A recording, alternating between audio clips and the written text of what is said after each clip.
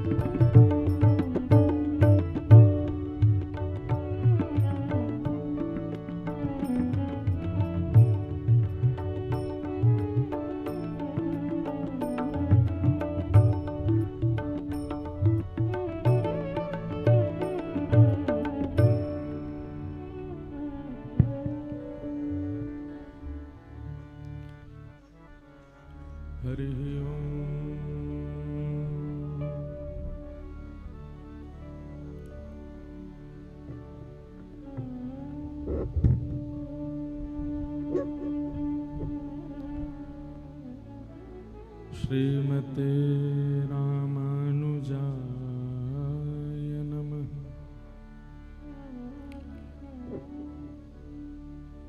ध्येयं सदा परिभवग्नमभीष्टदोहम् तीर्थास्पदं शिवविरञ्चनुतं शरणम् भृत्यार्थ्यहं प्रणतपालभवाब्धिपोतम्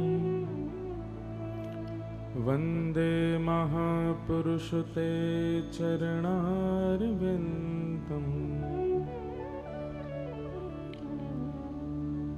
अस्ति स्वस्तरुणिकराग्रविगलत्कल्पप्रसूनाप्लुतम्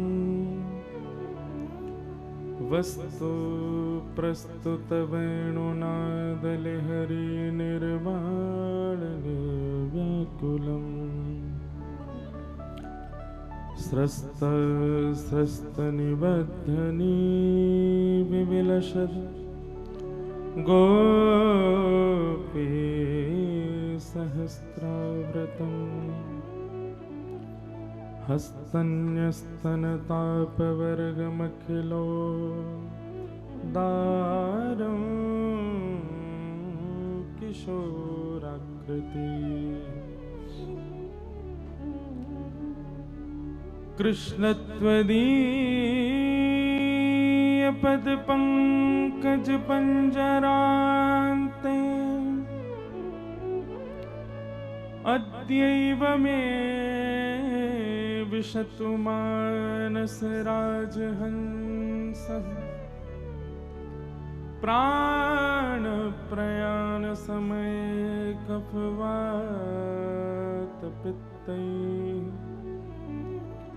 कण्ठावरोधनविधौ स्मरणं कुतस्ते। लक्ष्मीनाथसमारम्भां नाथयामुनमध्यमाम् अस्मदाचार्यपर्यन्तां वन्दे गुरुपरम्पराम्। जय जय श्री राधारमण,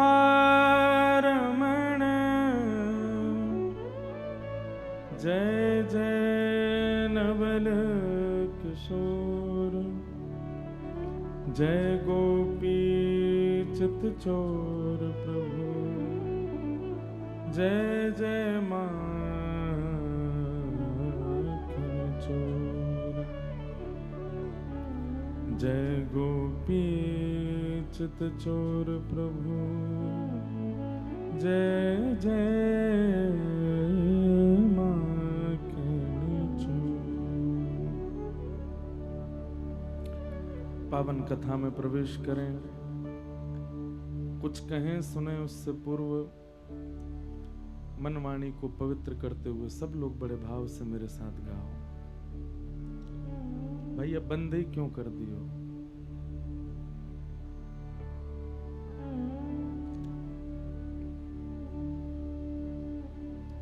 प्रेम और भाव से सब लोग गाओ। गोपाल राधे कृष्ण गोविंद गोविंद, गोपाल राधे कृष्ण गोविंद गोविंद, गोपाल राधे कृष्ण गोविंद गोविंद, गोपाल राधे कृष्ण गोविंद गोविंद, गोपाल राधे कृष्ण गोविंद गोविंद, गोपाल राधे कृष्ण गोविंद गोविंद, कृष्ण गोविंद गोविंद कृष्ण गोविंद गोविंद, कृष्ण गोविंद गोविंद कृष्ण गोविंद गोविंद, कृष्ण गोविंद गोविंद कृष्ण गोविंद गोविंद, कृष्ण गोविंद गोविंद कृष्ण गोविंद गोविंद, कृष्ण गोविंद गोविंद कृष्ण गोविंद गोविंद, कृष्ण गोविंद गोविंद कृष्ण गोविंद गोविंद, कृष्ण गोविंद गोविंद कृष्ण गोविंद गोविंद, हे गोपाल राधे कृष्ण गोविंद गोविंद, हे गोपाल राधे कृष्ण गोविंद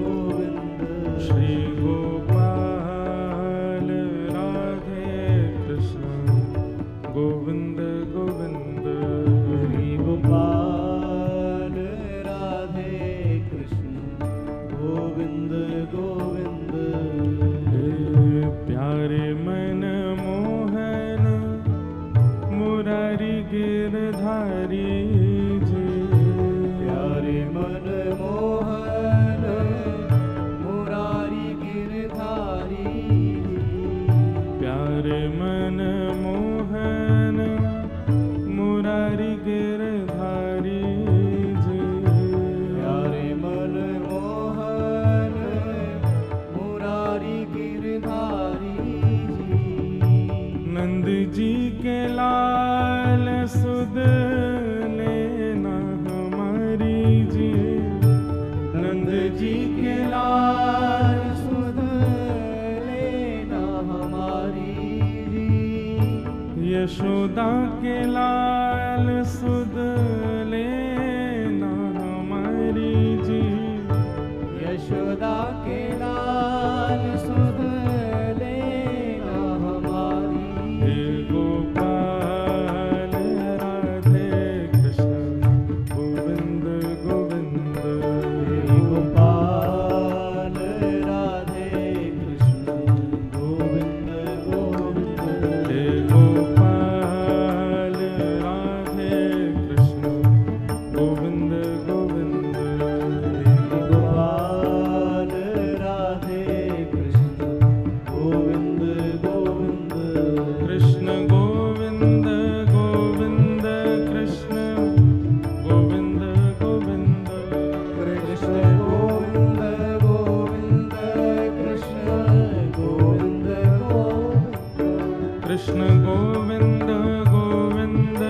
कृष्ण गोविंद गोविंद कृष्ण गोविंद गोविंद कृष्ण गोविंद गोविंद कृष्ण गोविंद गोविंद कृष्ण गोविंद गोविंद कृष्ण गोविंद गोविंद कृष्ण गोविंद गोविंद कृष्ण गोविंद गोविंद कृष्ण गोविंद गोविंद कृष्ण गोविंद गोविंद कृष्ण गोविंद गोविंद हे गोपाल राधे कृष्ण गोविंद गोविंद हे गोपाल राधे कृष्ण गोविंद गोविंद श्री गोपाल राधे कृष्ण गोविंद गोविंद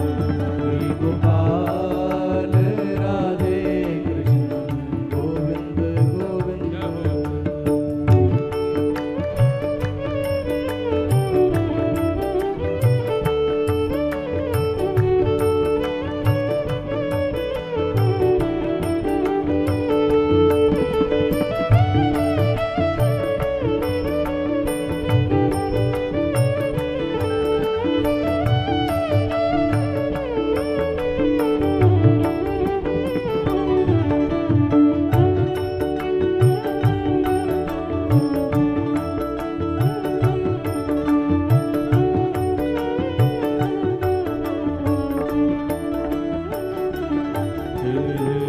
प्यारे मन मोहन मुरारी गिरधारी जय प्यारे मन मोहन मुरारी गिरधारी जी प्यारे मन मोहन मुरारी गिरधारी जय प्यारे मन मोहन मुरारी गिरधारी जी यशोदा के लाल सुध लेना हमारी जी यशोदा के लाल सुध लेना हमारी जी ओ नंद जी के लाल सुध लेना हमारी जी नंद जी के लाल सुध लेना हमारी ओ सुध लेना हमारी ओ जी सुध लेना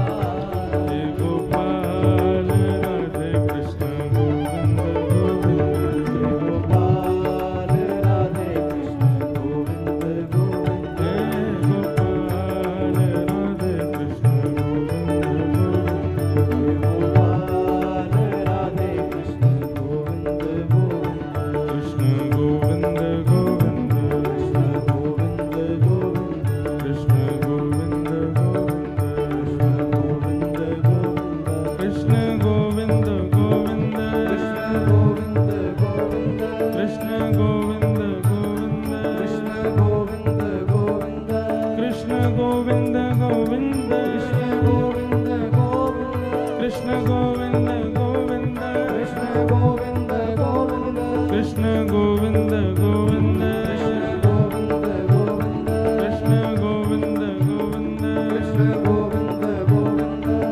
गोविंद गोविंद माधव गोविंद गोविंद कृष्ण गोविंद गोविंद कृष्ण गोविंद गोविंद कृष्ण गोविंद गोविंद कृष्ण गोविंद गोविंद कृष्ण गोविंद गोविंद कृष्ण गोविंद गोविंद कृष्ण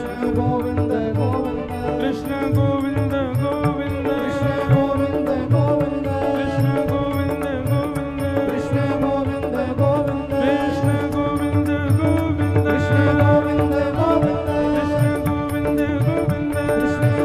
गोविंद गोविंद कृष्ण गोविंद गोविंद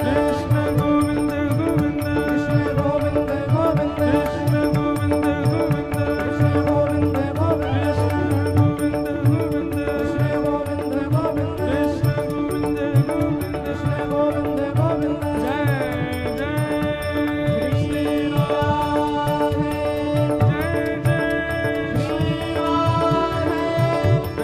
जय श्री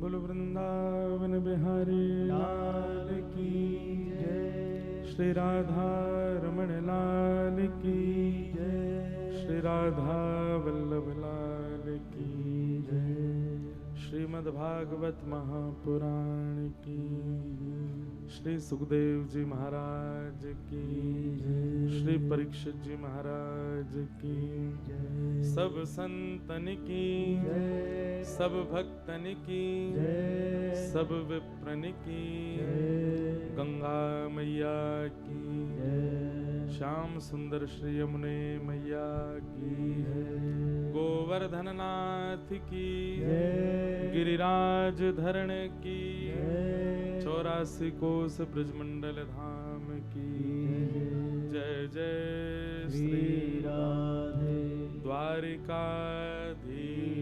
की परम मंगल में परात्पर अखिलेश्वर अकारण करुणा वरुणालय भक्तवांछा कल्पतरु तड़िद्वित विनिंदित पीतांबरधारी श्री बालकृष्ण लाल की शब्दमयी वाणीमयी प्रतिमूर्ति हम आप सबके मध्य में विराजमान श्रीमद् भागवत महापुराण को बारंबार प्रणाम। मंच पर विराजमान परम वंद्य परम पूजनीय प्रातस्मरणीय समस्त विप्र वृंदों को प्रणाम, समस्त गंधर्व जनों को प्रणाम और आप सभी यहाँ पर विराजमान श्रोता भाई बंधु मातृशक्ति बालक मित्र सखा सबको जय श्री कृष्ण। जय श्री कृष्ण। जोर से बोलो जय श्री कृष्ण। जय श्री कृष्ण। जय सिया राम। जय सिया राम। जय श्रीमन्नारायण। जय श्रीमन्नारायण। जय जय श्री राधे। जय जय श्री राधे। श्री गंगा मैया की कृपा से हम आप सब लोग श्री गंगा जी के तट पर पावन बिठूर क्षेत्र में बैठकर के श्रीमद् भागवत की मंगलमयी कथा श्रवण कर रहे हैं। कथा के निमित्त मात्र यजमान श्रीमान शिवकांत शुक्ला जी और उनका पूरा परिवार जो यहाँ पर विराजमान है, जिनके ऊपर ठाकुर जी ने अनुग्रह किया और ये मंगलमयी भागवत की कथा का ये क्रम यहाँ पर प्रारंभ हो रहा है। स्थान बहुत सुंदर है पर शहर से बहुत दूर है। प्रेमी जन तो बेचारे जैसे तैसे पहुंच गए हैं, पर कई लोग अभी भी भटक ही रहे हैं, ढूंढ रहे हैं कहाँ हैं। लेकिन कथा भी उसी को प्राप्त होती है जिसको ठाकुर जी ने चुना हो। ये बात हम लगभग हर कथा में कहते हैं कि भाग्योदयेन बहुजन्म समजितेन सत्संगमं च लभते पुरुषो यदा वै अज्ञान हेतु कृत मोह मदान्धकार नाशम विधाय हितदोदयते विवेक।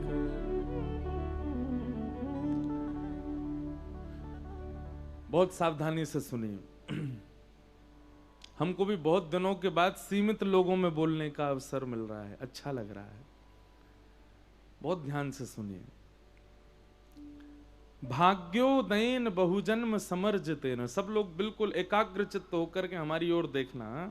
सोफे वाले रात में बाम लगा लेना गर्दन में, क्योंकि आप लोग ऐसे ही बैठे रहोगे 4 घंटा।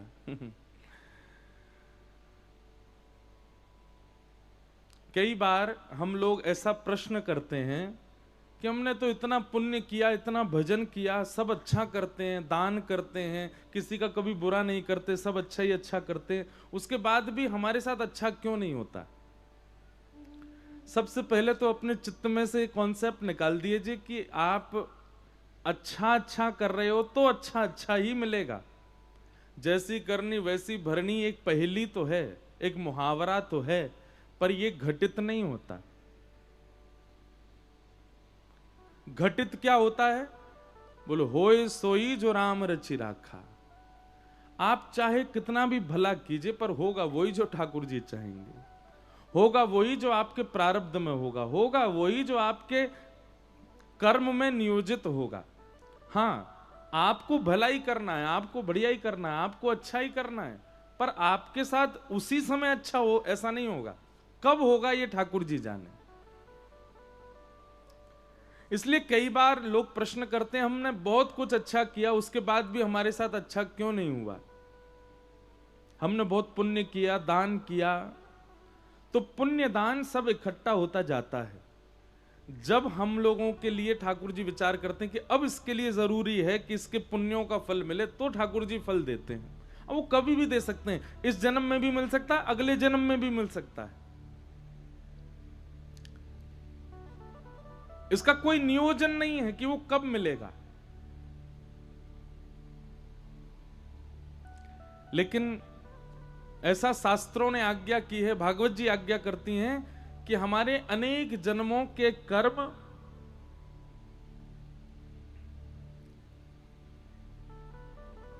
उन अनेक जन्मों में किए गए पुण्य इकट्ठे होते जाते हैं, और जब उनकी मात्रा अतीत हो जाती है तब उसके फल स्वरूप हमको कथा प्राप्त होती है।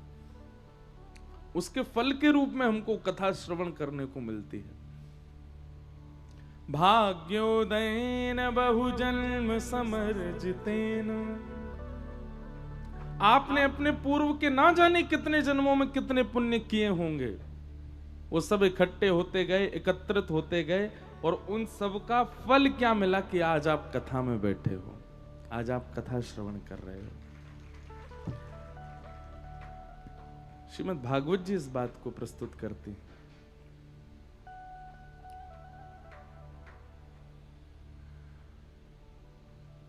तीन प्रकार से कथा श्रवण करने को मिलती है। पहला तो भाग्य उदित होते हैं तब कथा जीवन में आती है। दूसरा, राम कृपा बिन सुलभ न सोई। श्री ठाकुर जी की कृपा के बिना नहीं मिलता। बिनु सत्संग विवेक न होई, राम कृपा बिन सुलभ न सोई। तो इसका मतलब क्या है कि कथा श्रवण करने का जो अवसर मिलता है वो ठाकुर जी की कृपा से मिलता है। राम जी चुन लेते हैं, इसको जाना है, इसको। अच्छा, एक और बात, कथा में हजारों लोग आते हैं, हजारों पर राम जी की कृपा होती है ऐसा भी नहीं है। कृपा उसी पर मानो जो कथा में बैठा, कथा में आया, 7 दिन श्रवण के बाद अपना जीवन परिवर्तित कर दिया, समझो उस पर हुई राम जी की कृपा। स्कूल तो लाखों बच्चे जाते हैं, पर डॉक्टर 1 लाख बच्चों में से 100 बच्चे ही डॉक्टर बन पाते हैं।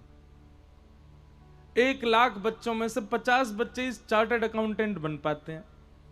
1 लाख बच्चों में से 10 बच्चे ही साइंटिस्ट बन पाते हैं। क्यों? बच्चे तो सब गए थे, फीस तो सबकी दी गई थी, सब एक ही बस में जाते थे, एक ही बुक पढ़ते थे, एक ही क्लास में बैठते थे, एक ही टीचर से पढ़ते थे, तो फिर सब क्यों नहीं बन गए? 2 कारण। पहला तो प्रभु इच्छा, और दूसरा उसकी लगन।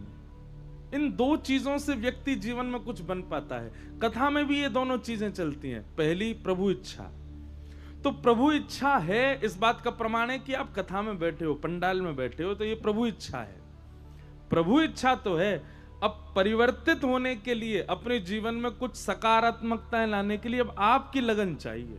ठाकुर जी की इच्छा तो है, इतनी दूर शहर से फिर भी आप आ गए। रात को हम 3 बजे पहुंचे, शायद पौने 3 बजे कानपुर। हिसार में कल कथा विश्राम करी 2 बजे, वहां से 5 बजे ट्रेन में बैठे, सुबह 2:30 पौने 3 बजे यहाँ आए, और यहाँ आते आते हमको सुबह पौने 4 बजे। तो शहर से दूर तो है, जब समीप में कथा होती है तो लोग बाग भागते दौड़ते आ जाते हैं। थोड़ा दूर होता है तो हमको एक और चिंता थोड़ी लगी कि अब कथा भी हमको समय से ही पूरी करनी, क्योंकि आप लोग आएंगे तो इतनी दूर जाना भी तो है सबको। लेकिन फिर भी आप आ रहे हैं, इसका मतलब क्या है? ये ठाकुर जी की कृपा है। ठाकुर जी चाहते हैं कि आप सुनो। अब दूसरी चीज आपको यहां पर लगानी है, वो क्या है? आपकी लगन, आपका भाव, आपका मन। आप संकल्पित होकर के बैठ जाएं कथा में तो निश्चित है परिवर्तन होगा। जीवन में परिवर्तन होगा, स्वभाव में परिवर्तन होगा, काम क्रोध लोभ मोह ईर्ष्या द्वेष अभिनिवेश सब में परिवर्तन होगा। और सबसे बड़ा परिवर्तन तो भैया हमारो जीवन चाहे जैसो भी है, श्री ठाकुर जी का अनुग्रह जीते जी अवस्था में प्राप्त हो जाए, इसके लिए कथा है। कथा का मूल उद्देश्य बहुत कुछ है। कई लोग कथा इसलिए सुनते हैं कि हमारे पितृ मुक्त हो जाएं, कई लोग कथा इसलिए सुनते हैं कि हमारे काम बिगड़े हुए बन जाएं, कई लोग कथा इसलिए सुनते हैं कि हमारे अंदर क्रोध बहुत है, क्रोध कम हो, काम कम हो, लोभ कम हो, आदि आदि सब भाव। पर विशेष रूप से कथा का एक ही प्रयोजन होना चाहिए, कृष्ण प्राप्ति करम सस्वत, श्री कृष्ण की प्राप्ति, कृष्ण प्राप्ति। तो कानपुर में पहली बार हमारा आना हुआ है। शायद याद ही नहीं कि बीच में कभी कानपुर एक आध दिन के लिए भी आना हुआ होगा, तो पता नहीं, कभी नहीं हुआ, पहली बार ही आना हुआ है। और हमारे शिवकांत शुक्ला जी और आपकी श्रीमती कल्पना शुक्ला जी, पूरे परिवार का बहुत भाव था। इन पर भी ठाकुर जी की कृपा ही हुई है। आयोजकों पर तो कृपा होती ही है ठाकुर जी की, इन पर भी बड़ी कृपा है, इनके पूरे परिवार पे, कि ठाकुर जी ने ये प्रयोजन इतना सुंदर बनाया है। जिनका ये स्थान है उनका भी खूब भाव, वो भी कल रात्रि मिले हमें, कहाँ बैठे दिख नहीं रहे, अच्छा जे बैठे इनका भी बड़ा रमणीय स्थान है। देखो एक बात आपको बताएं, भक्तमाल जी में एक कथा आती है कि महादेव और पार्वती एक साथ कहीं जा रहे थे, तो अचानक से महादेव जी रुक गए और उन्होंने प्रणाम किया। तो पार्वती जी पूछी कि आप प्रणाम क्यों कर रहे हो? तब महादेव कहते हैं, बोले देवी मैं इस स्थान को इसलिए प्रणाम कर रहा हूं, यहां पर इतने वर्ष पहले कभी कथा हुई थी, इसलिए ये स्थान बहुत पवित्र है, मैं इसको प्रणाम कर रहा हूं। यहां पर भागवत की कथा में देखो, भगवान तो आते ही हैं, पर भगवान के सारे गण भी आते हैं, भगवान के सारे भक्त भी आते हैं। अब 7 दिन के लिए यहां पर हमें नहीं दिखे, लेकिन वायु में कण के माध्यम से ना जाने कितने देवी देवता, कितने भक्तजन, कितने वैष्णव जन सब यहां विचरण कर रहे होंगे। और सबसे बड़ी बात, हनुमान जी महाराज, प्रभु चरित्र सुनवे को रसिया, राम लखन सीता मन, यत्र यत्र रघुनाथ कीर्तनम तत्र तत्र कृतमस्तकांजलिम। हनुमान जी साकेत नहीं गए राम जी के साथ, क्यों नहीं गए? बोले कि जहां कथा होगी मैं वहीं रहूंगा, साकेत में कथा नहीं होती इसलिए मैं नहीं जाऊंगा। हनुमान जी महाराज आएंगे यहां पर, तो इसलिए महादेव ने उस भूमि को प्रणाम किया। बोले यहां इतने वर्ष पहले कथा हुई थी। पार्वती जी ने भी प्रणाम किया, बोले धन्य है यहां पे कथा हुई थी। थोड़ी दूर आगे चले तो महादेव फिर से रुके, फिर से प्रणाम किया। पार्वती जी बोली यहां पर भी किसी ने कथा की थी क्या? बोले नहीं, यहां पे कथा हुई नहीं है। तो बोले आज से 500 साल बाद यहां कथा होगी, इसलिए मैं इसको प्रणाम कर रहा हूं। इसका मतलब समझे आप? नहीं समझे। कथा वहीं होती है जहां महादेव सर झुका देते हैं, महादेव एक बार प्रणाम कर लेते हैं। कथा हर जगह नहीं हो पाती। कथा का जो स्थान है वो स्थान महादेव के द्वारा ही चुना जाता है। अब ये स्थान भले ही यहां पर किसी कारण से बनाया हो, वो रिजॉर्ट बनाया है कि यहाँ ब्याह होंगे, यहाँ पे लोग रुकेंगे, अपना घर का कोई फंक्शन करेंगे, कोई उत्सव करेंगे, आदि आदि करेंगे, पर जिस समय ये बना होगा, अभी 1 वर्ष भी नहीं हुआ ना, ये बना था उससे पहले ही महादेव चुन गए थे कि यहां पर कभी कथा होगी। अब कानपुर में ऐसे बड़े बड़े खूब मैदान होंगे जहां कथाएं होती ही रहती है।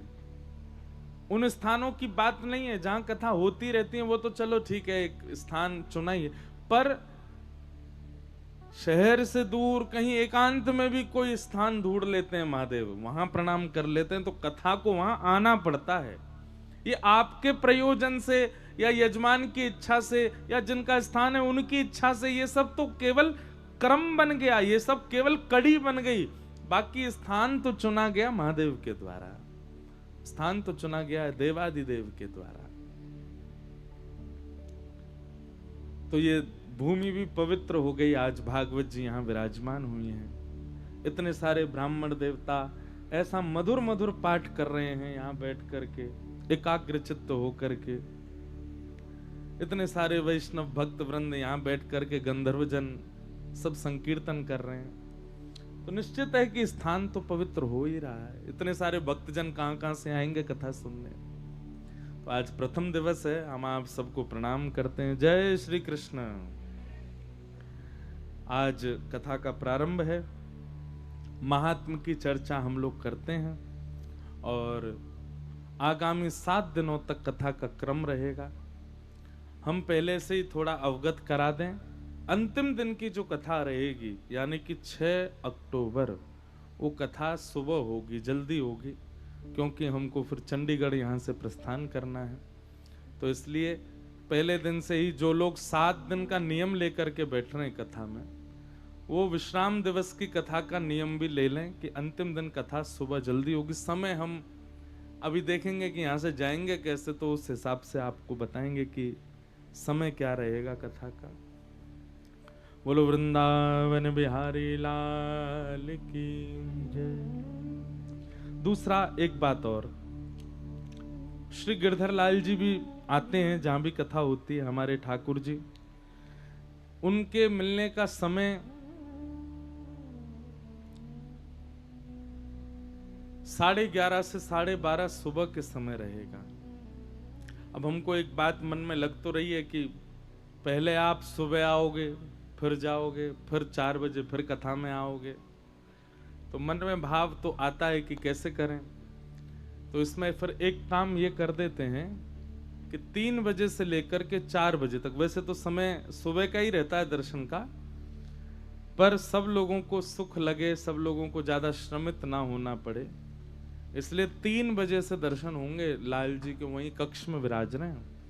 पहले आप लोग दर्शन कर लीजिए, दर्शन करके फिर स्थान ग्रहण कीजिए, 4 बजे से कथा सुनो। तो रोज कथा का आपको उससे पहले नहीं आना है, आपको 3 बजे ही आना है। और हमसे भी मिलना है तो भी हम कल तो नहीं मिलेंगे, परसों से हम मिलेंगे। तो परसों से क्या समय रहेगा वो हम कल बता देंगे। तो हम भी ऐसा ही कुछ समय रखेंगे कि आप लोगों को बार बार ना आना पड़े, एक ही बार में सबसे मिल लें।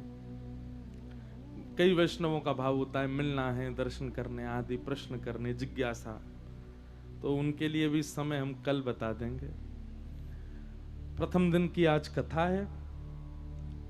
7 दिन का नियम लेकर के बैठिएगा, और नियम कोई और हो ना हो, एक ही होना चाहिए। क्या? कथा हमारे जीवन में आवे और हमारे जितने भी संशय हैं चित्त में, उन समस्त संशयों का नाश हो। जीवन एक सफर है बंधुओं, उस जीवन में बहुत सारी उतार चढ़ाव, बहुत सारे जीवन में एक प्रकार से जीवन क्या है? जीवन है क्वेश्चन पेपर, जीवन क्या है? प्रश्न पत्र। और हम आप सब इस जीवन रूपी प्रश्न पत्र के परीक्षार्थी हैं। हम सब परीक्षा दे रहे हैं। जीवन रूपी परीक्षा का उत्तर क्या होगा, ये भागवत जी ही आपको बताएंगे। तो उसके लिए 7 दिन के लिए आप लोग यहां बैठे हो सुनने के लिए। इन 7 दिनों में यदि ध्यान पूर्वक एक एक शब्द आपने श्रवण किया तो जीवन रूपी परीक्षा देने में, जीवन रूपी परीक्षा हल करने में आपको ज्यादा दिक्कत नहीं होगी। इसलिए बहुत ध्यान पूर्वक सुनिएगा। नियम केवल एक ही बनाइए, क्या? कि आपका मन इधर उधर नहीं जाए, विचलित ना हो, एकाग्रचित्त होकर सुनो।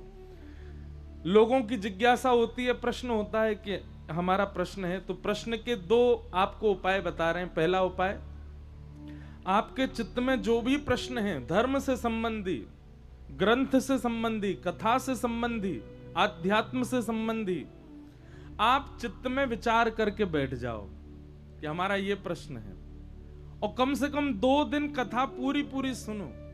आपका उत्तर कथा में अपने आप मिलेगा। अगर 2 दिन में आपका उत्तर ना मिले तो आप प्रश्न लिख करके व्यास मंच पर हमारे आने से पहले रखवा दीजिए। हमारी चित्त में उसका उत्तर होगा, या फिर आपका प्रश्न ऐसा होगा जिससे सबका कल्याण होगा, तो हम उसका उत्तर देंगे। इसलिए जिज्ञासा जरूर कीजिएगा। बाकी सब आपको कथा में हम बीच बीच में बताते रहेंगे। आइए बड़े भाव से श्रीमद् भागवत के महात्म में, आज महात्म मतलब महत्व, महत्व क्या है कथा का, वो हम लोग श्रवण करते हैं। बोलो वृंदावन बिहारी लाल की जय। सच्चिदानंद रूपाय विश्वोत्पत्त्यादि हेतवे तापत्रय विनाशाय श्री कृष्णाय वयं नमः। सच्चिदानंद रूपाय विश्वोत्पत्त्यादि हेतवे तापत्रय विनाशाय श्री कृष्णाय वयं नमः। यं प्रव्रजन्तमनुपेतमपेतकृत्यं द्वैपायनो विरह कातरया जुहाव। पुत्रेति तन्मयतया तर्वोऽभिनेदु तं सर्वभूतहृदयं मुनिमानतोऽस्मि।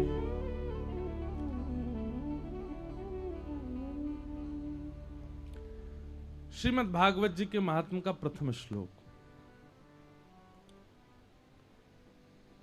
अगर हो सके तो पंडाल की लाइट जलवा दो, क्योंकि अब सब कन्हैया बन गए, सब सांवले सांवले दिख रहे हैं, हमको दिखाई नहीं दे रहे। तो हो सके तो अब लाइट जलवा दें ताकि सब हमको दिखने लग जाएं। सच्चिदानंद रूपाय। बंधुओं, भगवान के रूप अनेक हैं, भगवान के स्वरूप अनेक हैं, पर ठाकुर जी के रूप 3 ही हैं। रूप और स्वरूप ये 2 बातें होती हैं। हर व्यक्ति, यहां जितने लोग बैठे हैं, सबके 2 पहलू हैं। एक पहलू का नाम है रूप और दूसरे का नाम है स्वरूप। रूप और स्वरूप में अंतर क्या होता है? स्वरूप जो होता है ना, वो बाहर के लोगों के लिए हम लोग धारण करते हैं, और रूप जो होता है वो अपनों के लिए होता है। हम अपनों के सामने अलग होते हैं और बाहर के लोगों के सामने अलग होते हैं।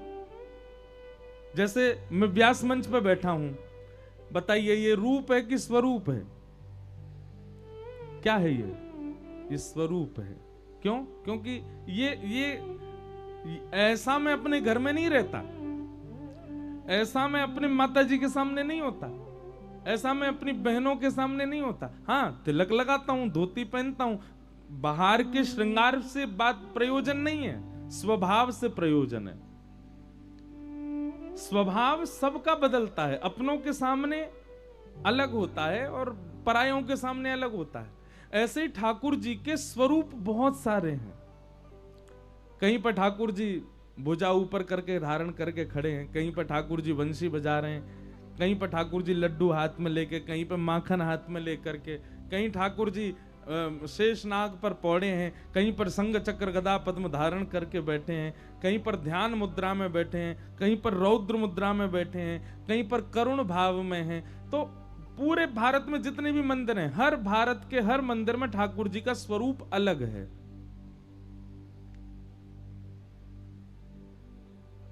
वो किसी एक के प्रयोजन से ठाकुर जी ने धारण किया है।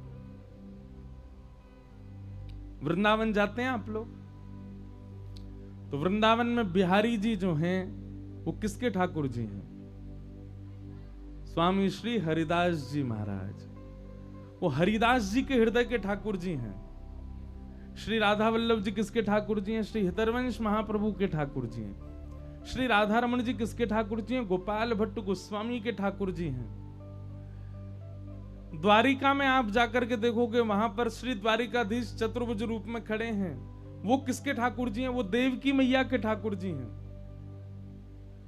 बद्रीनाथ में जाकर के देखोगे तो वहां तपस्या में ठाकुर जी बैठे हैं, वहां किसके बोले एक विशाल नाम के राजा हुए, उस राजा के लिए ठाकुर जी तपस्वी रूप में वहां प्रकट हो गए।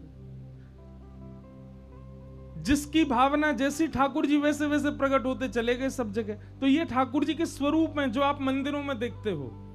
पर ठाकुर जी का रूप क्या है? रूप मतलब जो अपनों के लिए होता है। वो तीन ही है ठाकुर जी के, सत्य, चित्त और आनंद। ठाकुर जी का श्रृंगार कैसा भी हो, कद काठी कैसी भी हो, मोटे हो, पतले हो, दुबले हो, लेटे हो, खड़े हो, बैठे हो, पर सारे ठाकुरों के तीन ही रूप हैं। अंतरंग भाव से वो तीन ही रूप में हैं। तीन रूप कौन कौन से? सबसे पहला सत्य, लिखते जाइएगा। यदि कोई व्यक्ति बहुत मंदिर नहीं जाता है लेकिन सत्य का आचरण करता है, तो सत्य बोलने वाला व्यक्ति उतना ही पुण्यात्मा माना जाएगा जितना पुण्यात्मा वो व्यक्ति माना जाता है जो मंदिरों में ही जाता रहता है। लेकिन कोई व्यक्ति मंदिर बहुत जाता है लेकिन सत्य नहीं बोलता, उसका पुण्य बढ़ेगा? बात बात पे झूठी बोलता है लेकिन मंदिर सारे जाता है। आपकी तन की उपस्थिति कहां है ये ज्यादा विशेष नहीं होता, आप मन से कैसे हो ये विशेष होता है।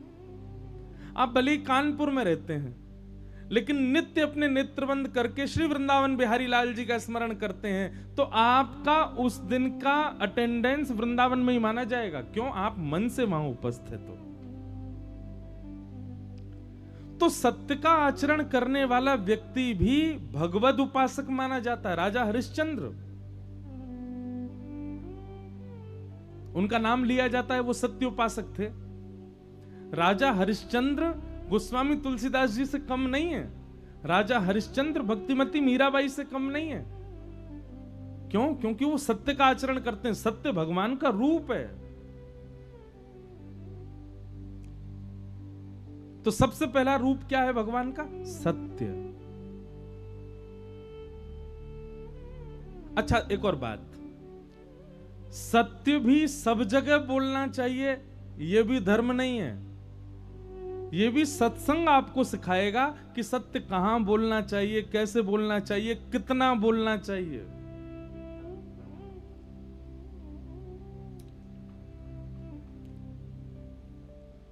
आपसे किसी ने पूछा,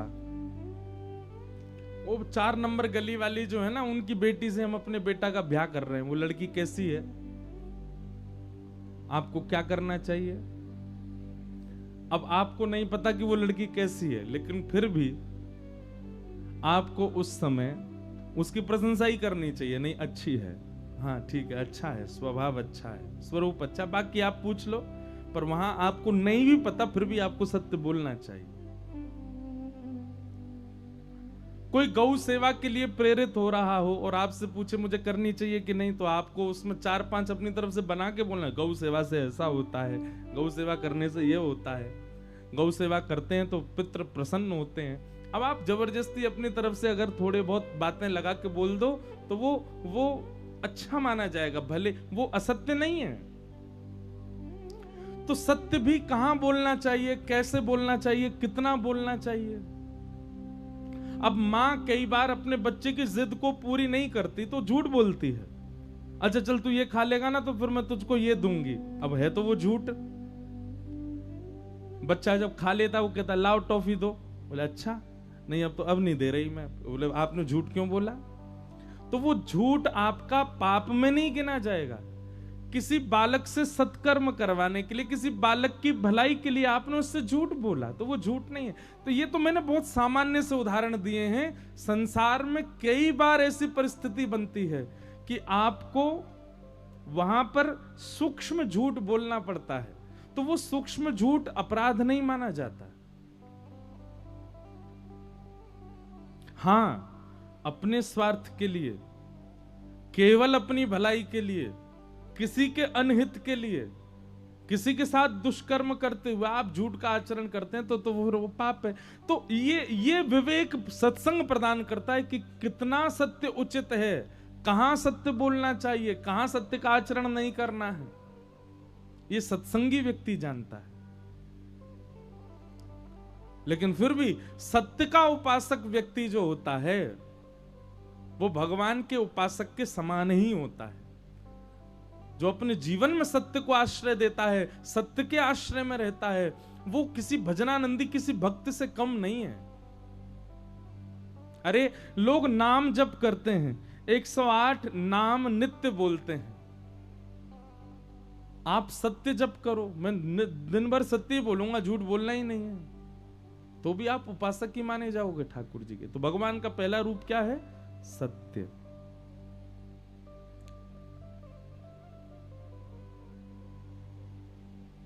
दूसरा रूप क्या है? चैतन्य। ठाकुर जी चैतन्य है। भगवान को कभी जड़वत मत मानिए। ठाकुर जी धातु में हैं, अष्ट धातु में हैं, मूर्ति में हैं, या किसी काष्ठ में हैं, प्रतिमा में हैं, नहीं। ठाकुर जी चैतन्य हैं।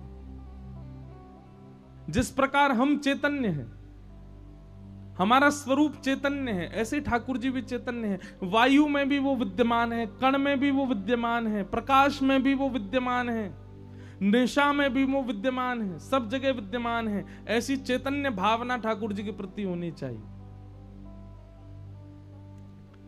और तीसरा रूप क्या है भगवान का? आनंद। ठाकुर जी कौन है? आनंद। आनंद कब आता है बताओ? कानपुर की प्रसिद्धि क्या है भोजन में? क्या मिलता है कानपुर में बढ़िया? कुछ मिलता है अच्छा है? चाट। कानपुर की चाट प्रसिद्ध है। लड्डू, वाह। तो वो खा के आनंद आता है? नहीं। कितनी भी प्रसिद्ध वस्तु क्यों ना हो, ये हम तो देखो केवल जीव की बात करेंगे क्योंकि बाकी इंद्रियों की चर्चा मंच से नहीं कर सकते। पर जिस वस्तु के लिए व्यक्ति कहता है कि उसको पाने में हमको सुख मिला, उसको पाने में हमको आनंद आया, उसकी एक लिमिट होती है। उससे ज्यादा आप उसका उपभोग नहीं कर सकते। आप चाट कितने दोना खा लोगे? एक दोना खा लोगे, बहुत ज्यादा भूख होगी 2 खा लोगे, बहुत ही ज्यादा पेट बड़ो होगा मटका सो तो 3 खा लोगे, 4 खा लोगे। लेकिन संसार की किसी भी वस्तु की जब अतीत हो जाती है, वो अति से अधिक आपके पास आ जाता है, तो प्रिय लगने वाली वस्तु से भी घृणा होती है। इसलिए वो उसको आनंद नहीं कह सकते आप। आनंद की परिभाषा सुनिए।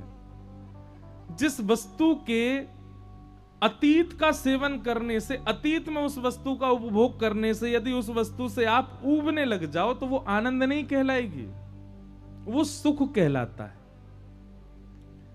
लेकिन भगवत संबंधी वस्तु, ठाकुर जी से संबंधी वस्तु, वो कितने भी अतीत में उसका सेवन कर लो फिर भी आपको कम ही लगेगा, उसी को आनंद कहते हैं। श्री वृंदावन का दर्शन कर लो, श्री ठाकुर जी का दर्शन कर लो, कथा सुन लो। अभी तो पहलो दिन आए आज, 7वें दिन आपको यूं लगे कि कहां चले गए 7 दिन, इतनी जल्दी क्यों पूरे हो गए 7 दिन। कहां 3 घंटे की पिक्चर देखने जाते हैं तो कई बार 3 घंटा भी यूं लगे पूरी क्यों नहीं हो रही है। कोई 7 दिन की पिक्चर बना दे तो देखने जाएगा कोई नहीं जाएगा। वो 3 घंटा ही बहुत है भैया, इससे ज्यादा नहीं, क्योंकि वो संसारी भाव है। और यहां कथा आप तो 7 दिन की सुन रहे हैं, हमने तो 1 महीना की कथा भी करी है, 30 दिन तक सुनते रहे तो भी लोग कह रहे हैं बोले अभी अधूरी रह गई, अभी तो भाव भरा ही नहीं। और हमारा जीवन देख लो, हम तो पूरे दिन कथा ही करते रहते हैं। कल हिसार करके आए, आज यहाँ कर रहे हैं, 6 को यहाँ पूरी करेंगे, 7 से चंडीगढ़ में करेंगे, 13 को चंडीगढ़ पूरी करेंगे, 14 से गोवर्धन करेंगे, गोवर्धन में 17 को पूरी करेंगे, 19 से भोपाल में करेंगे। हम तो एक ही दिन खाली नहीं, तो भी लोग, कई लोग रोज कथा सुनते हैं और फिर भी क्या कहते हैं, अब लगता है कि बस सुनते रहें। क्यों? क्योंकि ये आनंद है। क्या है आनंद? का मतलब जिस वस्तु के अति भोग में भी आप ऊबते ना हो, जिस वस्तु के अति सेवन में भी आपकी इच्छा पूरी ना होती हो, वो आनंद। और एक और बात बहुत ध्यानपूर्वक सुनना, हमारी कथा व्यसनी लोग भी सुनते हैं ना। व्यसनी कहेंगे महाराज जी व्यसन भोगने में भी तो आनंद आता है, व्यसन भोगने में भी तो सुख मिलता है? रात भर पियो, क्या सुख मिलता है महाराज, ऐसा लगता है कि उड़ रहे हैं आकाश में।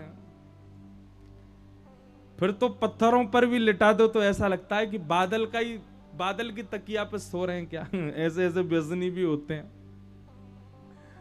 तो व्यसनी लोग कह सकते हैं कि महाराज जी जैसे आपको कथा में आनंद आता है, लोगों को कथा सुनने में आनंद, हमको व्यसन में भी तो आनंद आ रहा है। अब यहां पर क्या बात लागू होगी? कथा सुनने से आपका नुकसान कुछ नहीं हो रहा, भला ही हो रहा है आप। और सबसे बड़ी बात क्या, कथा आपको क्या बनाती है पता है? कथा आपको सकारात्मक बनाती है। जब आप बहुत कथा सुनेंगे ना तो आप किसी नकारात्मक व्यक्ति के पास जाएंगे, उसको हील करने लग जाएंगे। वो व्यक्ति आपके पास बैठने में ऐसा सुख का अनुभव करेगा, कुछ मत बोलो, केवल उसके पास बैठ जाओ, उसको ऐसा लगेगा कि मेरे कष्ट हरण कर रहा है क्या, ये मेरे सारे आर्तों को मुझसे ले रहा है क्या। अति आध्यात्मिक व्यक्ति जो होता है उसका दर्शन मात्र से ये लगने लग जाता है कि हमारा ना जाने कितने कितने कष्ट हमारे खत्म हो गए। और व्यसनी व्यक्ति बगल में बैठ जाए तो यूं लगती है कि राम राम अब कैसे समय कटे, एक एक मिनट यूं लगती है। एक बार हम विदेश जा रहे थे तो हमारे बगल में एक बैठ गया। अब विदेश के जहाज जो होते हैं उनमें पीने को मिलती है, तो विदेशी था, कोई भारत का नहीं था। उसको क्या पता कि महाराज अब भारतीय लोग हों तो वो तो समझ जाते हैं भैया धोती में बैठे हैं, तिलक लगा रखा है, इनके सामने कुछ गलत मत खाओ पियो। विदेशी को क्या पता, उसने तो महाराज खूब पान करता गया। बहुत पुरानी बात है, तब मैं कथा नहीं करता था, छोटा था। पिताजी के साथ गए थे। अब वो पान करने के बाद में रोवे, मेरे कंधा पे सर रख के,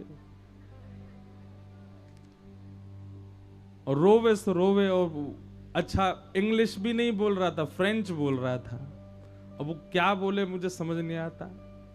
मैं उसको बोलूं मैंने इंग्लिश बोले, English no English only French. और फ्रेंच में रो रहा था, उसकी पत्नी छोड़ के चली गई, बच्चे कहीं चले गए होंगे, पूरे रास्ता रोता रहा। इतना कष्ट में आ गया महाराज, कभी हंसे कभी नाचे कभी रो। और मुझे यूं लगे हवाई जहाज कब उतरे। 16 घंटा का हवाई जहाज। अब आप 16 घंटा क्या मैं बैठा हूंगा वहां पे, लग रहा है आपको? हमने तुरंत एयर होस्टेस को बुलाया, मैंने मेरी सीट चेंज करो या फिर इसको भगाओ, इसे पूरा बर्बाद कर रहा है। तो व्यसन भोगने से आपकी इंद्रियां प्रसन्न होती हैं, और प्रसन्न नहीं होती हैं, वो दिखाती हैं आपको कि वो बड़ी प्रसन्न, पर अंदर से खोखली होती जा रही हैं। जैसे ही व्यसन का नशा उतरता है वही व्यक्ति सबसे ज्यादा परेशान हो जाता है, वही व्यक्ति सबसे ज्यादा नकारात्मक हो जाता है। पर कथा सुनने वाले लोग कथा सुनने के बाद भी घर तक जाएंगे ना, प्रसन्न मुद्रा में रहेंगे। कथा 7 दिन की पूरी हो जाएगी, उसके बाद भी जीवन में भी प्रसन्न रहते हैं। ये कथा का स्वरूप है। इसलिए सांसारिक व्यसन को आप कथा से नहीं जोड़ सकते। वो व्यसन तो चंद घंटों के लिए आपको सुख देता है, पर कथा तो जीवन भर सुख दे देती है, जीवन को प्रसन्न कर देती है।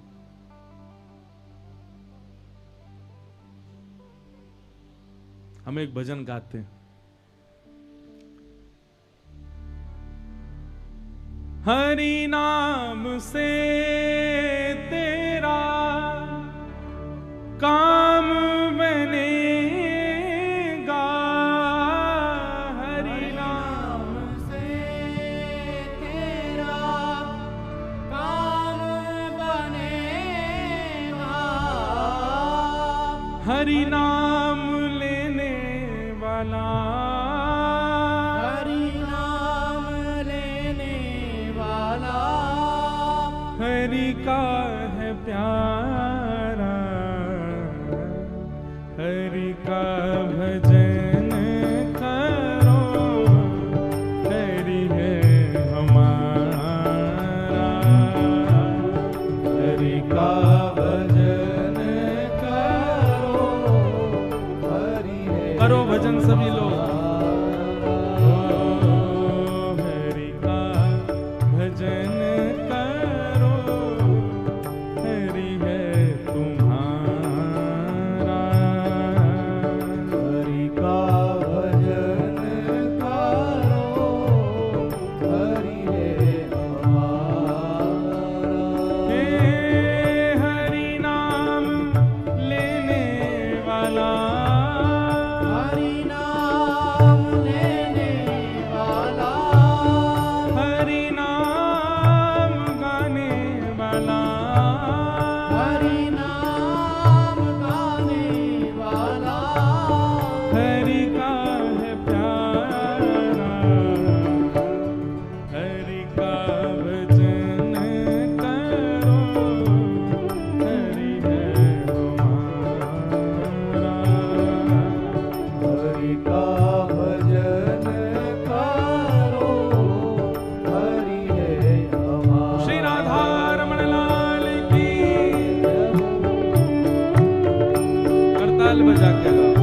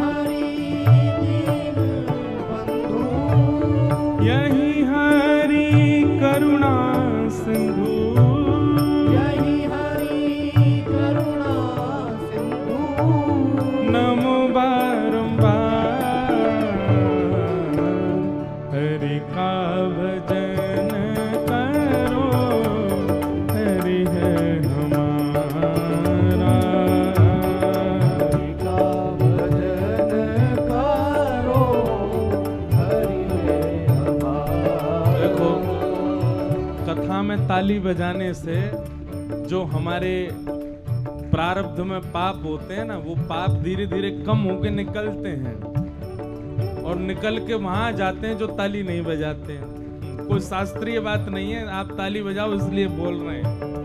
करताल बजा के गाओ भाव से। हरि का भजन करो, हरि है हमारा। हरि का भजन करो, हरि है हमारा। हरि का भजन करो, हरि है हमारा। हरि का भजन करो, हरि है हमारा। ओ हरि नाम लेने वाला, हरि नाम लेने वाला, ओ हरि नाम गाने वाला, हरि नाम गाने वाला। हाँ हरि का है प्यारा। हरि का भजन करो, हरि है हमारा। हरि का भजन करो, हरि है हमारा। ओ हरि का भजन करो, हरि है हमारा। हरि का भजन करो, हरि है बोलो वृंदावन धाम की।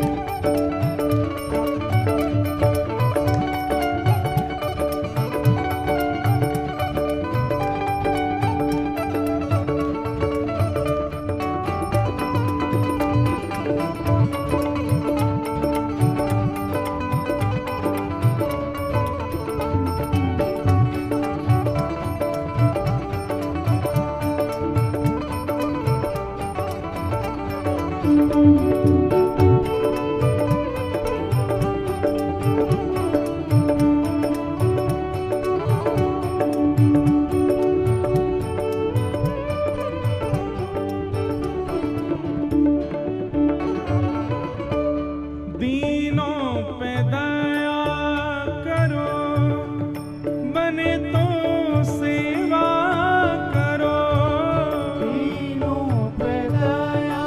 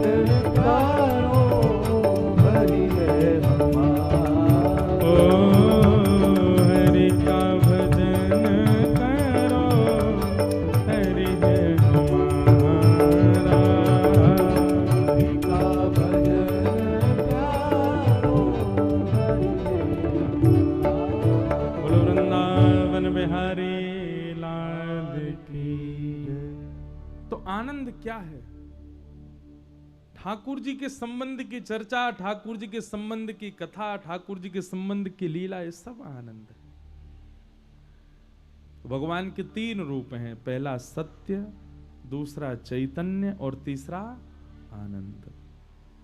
सच्चिदानंद रूपाय और विश्वोत्पत्त्यादि हेतवे। ठाकुर जी के तीन काम है, विश्व की उत्पत्ति करना, पालन करना और संहार करना।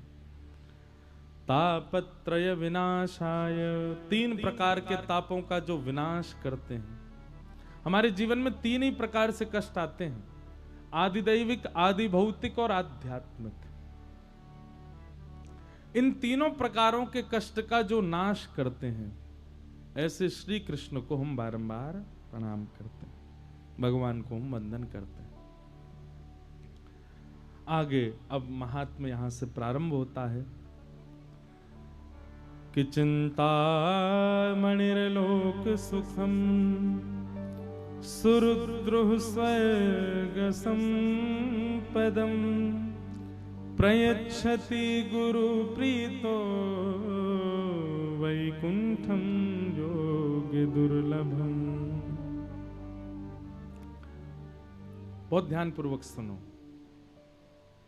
एक मणि होती है, उसका नाम है चिंता मणि। उस मणि को हाथ में लेकर के आप जो चिंतन करोगे वो आपको मिल जाएगा, जो सोचोगे वो आपका हो जाएगा। सुरुद्रुः स्वर्ग संपदम। स्वर्ग में एक वृक्ष है जिसका नाम है कल्प वृक्ष। उस वृक्ष के नीचे बैठ करके जो चाहोगे वो आपको मिल जाएगा।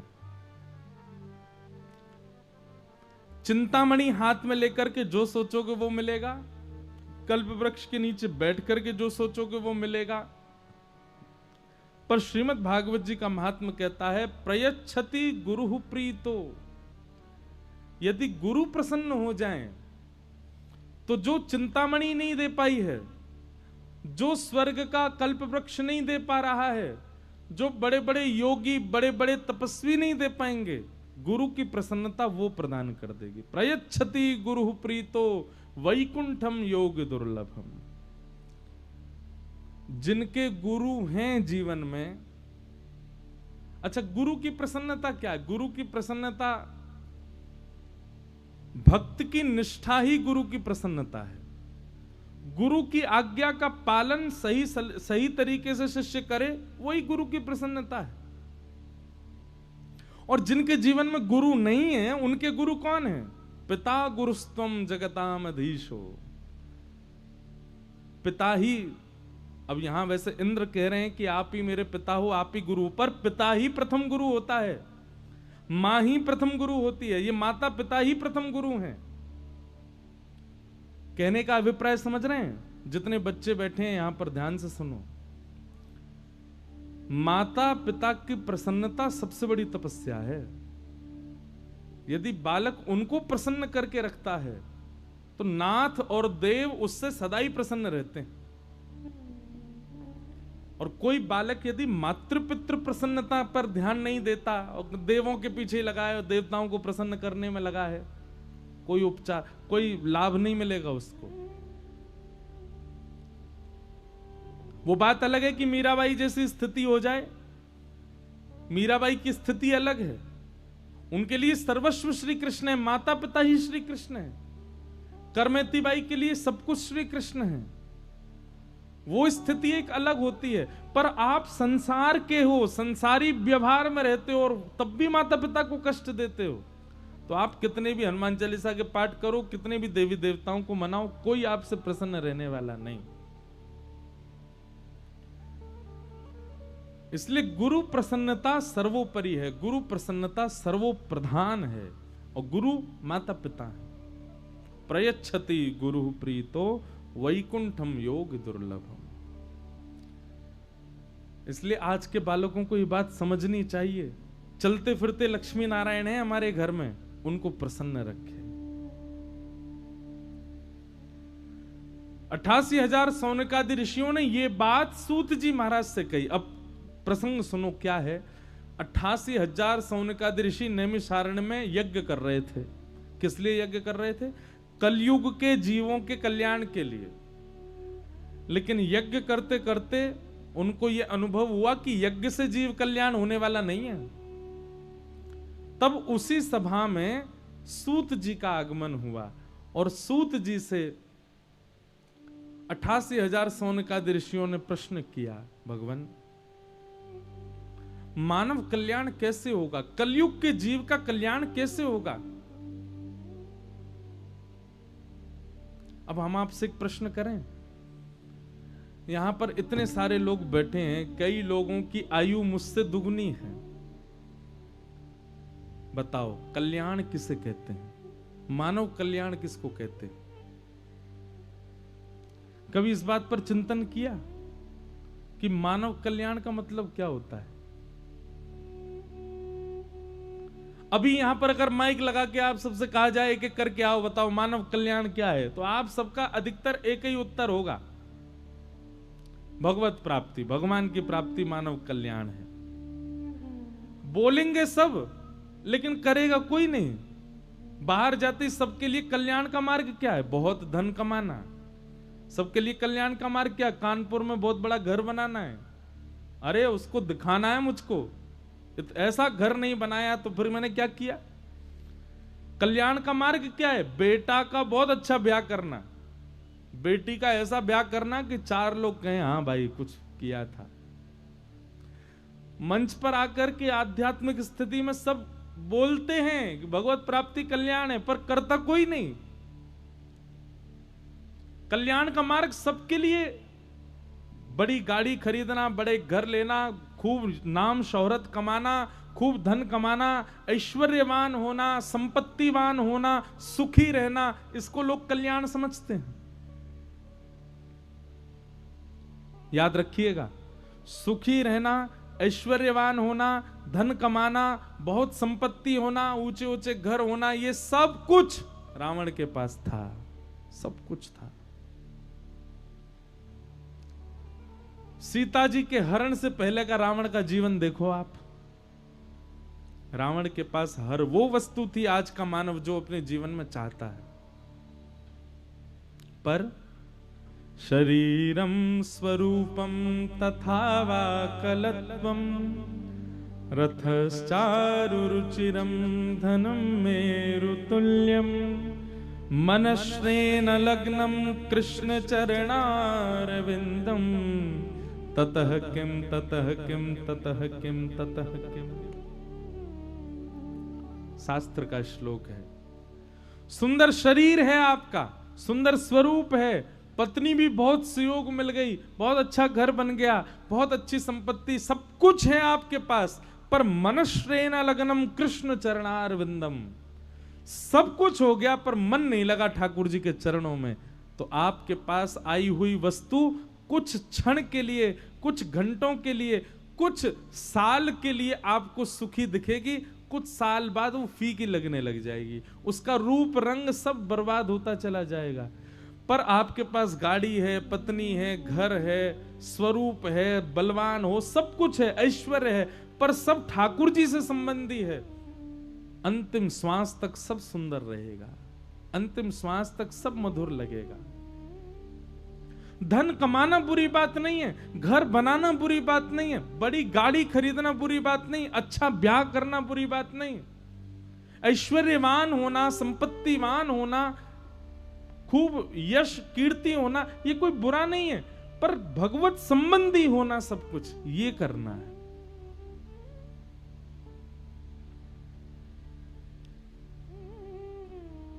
हम एक बात कहें बंधुओं, हम आप सब लोग दुनिया में पता है क्यों आए हैं? अपना हिसाब बराबर करने आए हैं। हमारे पूर्व के कर्मों की वजह से हमारा जन्म हुआ है। ये जन्म जो होता है ना, ये कर्म के प्रारब्ध की वजह से होता है। हम सब अपने पूर्व के प्रारब्धों को भोग करके उन प्रारब्धों को समाप्त करने के लिए पृथ्वी पर आए हैं। पर हम पृथ्वी पर आकर के क्या कर रहे हैं? पूर्व के प्रारब्ध तो समाप्त होंगे जो होंगे, इस जन्म में नए प्रारब्ध और बना लिए। मतलब पुराना खाता तो चुका नहीं, नए खाते और खुल जा रहे हैं। इसलिए भैया समझ जाओ, मानव जन्म क्या है? मौका, अवसर। मैं और आप मानव बने, इसका मतलब ठाकुर जी ने हमको एक मौका दिया, एक अवसर दिया है। निवृत्त हो लो, निकल लो सब चीजों से। पर हम निकल तो रहे नहीं, और फंस रहे हैं, और प्रवृत्त हो रहे हैं, और पकड़ रहे हैं चीजों को।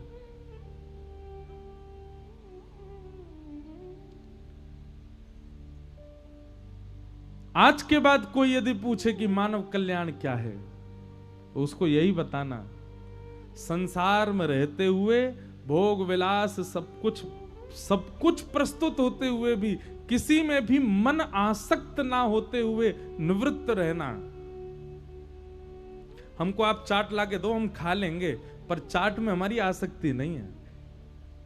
आप हमको रसगुल्ला लाके दो, हम खा लेंगे, लेकिन रसगुल्ला के लिए मरे नहीं जा रहे हैं। हमको आप 5 स्टार होटल में रोक दो, रुक जाएंगे, पर 5 स्टार होटल में आसक्ति नहीं है। ऐसी स्थिति हो जाए, किसी चीज के लिए आप व्याकुल नहीं हो। व्याकुल हो तो केवल श्याम सुंदर के लिए, व्याकुल हो तो केवल ठाकुर जी के लिए, संसार के लिए व्याकुलता नहीं है चित्त में, तो समझो आप अपना कल्याण कर रहे हो। और किसी भी वस्तु के प्रति आपके चित्त में आसक्ति, उसके प्रति व्याकुलता, उसके प्रति तड़पन है, तो आप ये सोच लो दूसरा खाता खोल लिया आपने, अभी आपको कितनी बार आना पड़ेगा पृथ्वी पर। इसलिए भैया निवृत्ति, सब तज हरि भज। सब तज का मतलब नहीं है घर छोड़ दो, घर में रहो, पर आसक्ति नहीं। सब तज का मतलब पत्नी छोड़ दो, नहीं, पर उसमें भी आसक्ति नहीं।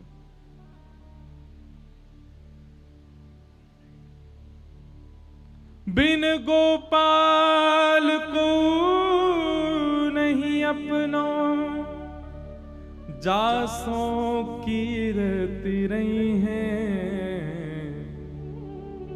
मन पंछी उड़ जई हैं जा दिन, मन पंछी उड़ जई हैं। सूरदास जी का पद है।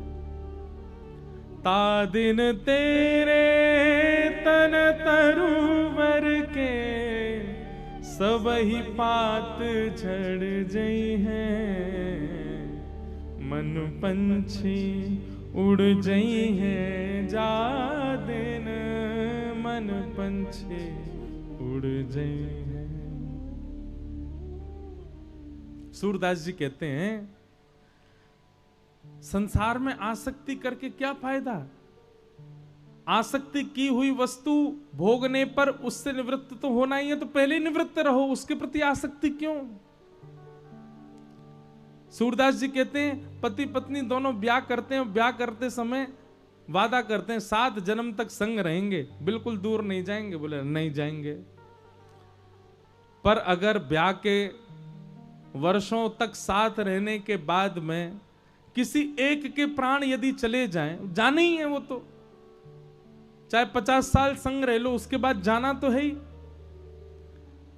किसी भी एक के यदि प्राण चले गए तो जिसके प्राण गए हैं, जा प्रियतम सो प्रीति घनेरी सो देख डर जई है। सूरदास जी कहते हैं, सूरदास जी क्या कह रहे हैं, मान लो पति पत्नी ने ब्याह किया, 7 जन्म तक संग रहेंगे, 50 साल दोनों ब्याह के बाद साथ रहे, उसके बाद वृद्धावस्था में कोई एक चला गया, मानो पत्नी चली गई, पति बहुत रोया, अरे तो मेरे संगनी चली गई मुझे छोड़ के।